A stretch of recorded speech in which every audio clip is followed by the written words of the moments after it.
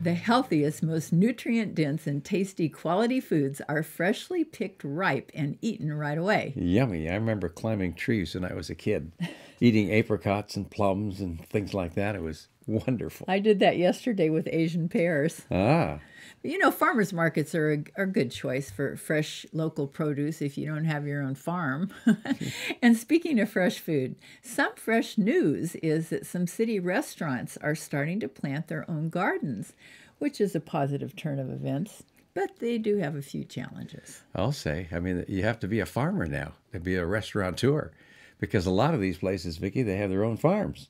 Well, too, especially if you're planting food and eating organic, because you need to learn ways to keep pests away that are healthy. Oh, there's a healthy whole ways. industry there that it has a learning curve that's huge. And it's good that there's a public awareness now that feels that when we go out to eat, we can eat healthy too. Because in general, we eat pretty healthy generally at home. And when we go out, what do we get?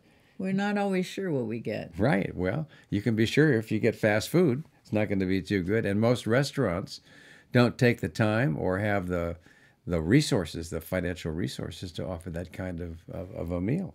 Well, we live in California in Contra Costa County in the Bay Area, and there's a city right next to us called Lafayette, California, and the people in Lafayette have started planting their own garden for the community. And also in Orinda, there's the Wagner Ranch School, and they plant their own food Right. there. They have gardens there. And also in Canyon. And Berkeley? Yeah. Yeah, it's a progressive area. I think people are starting to get the idea that maybe nutrition matters, and as soon as we get that into our medical schools, our doctors will think more of that too. But in fairness to doctors, we weren't taught that in medical school. We were taught the technical stuff, the kinds of things you'd expect a doctor to know, the biochemistry and the physiology and the pathology.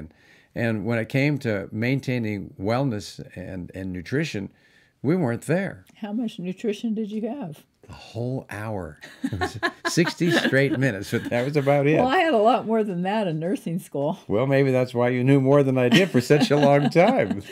But there are things that people need to be aware of, like, you know, the lead that could be in the soil and in the water, and you have to pay attention to the atmosphere and the balance of the carbon dioxide and the ozone and the humidity and Well, all those things. If you want a crop, you got to pay attention to something called photosynthesis, which is what plants do to make energy.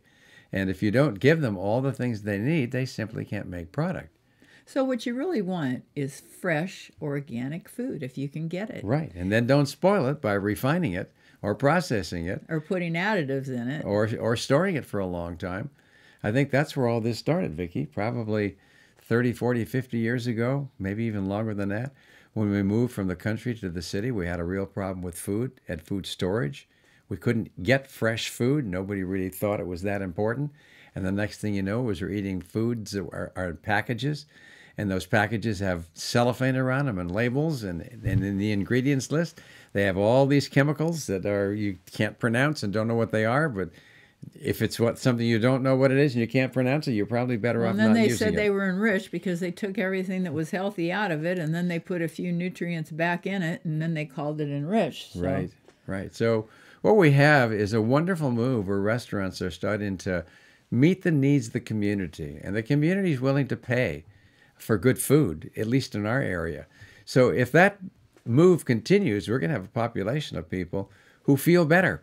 Well, we also have some friends that have fresh food that they've been giving to us lately because it's the season for tomatoes and figs and apples and, Right. like I said earlier, apple, pears, and berries and so on and so forth. So, you know, we've been eating a lot of fresh food just from friends. Maybe that's why we have so much energy. Yes. I think that's it. Yeah. So eat smart. And when you eat out, eat smart too if you can. Because if you do, you're going to be healthier and you have a life that's filled with more vitality.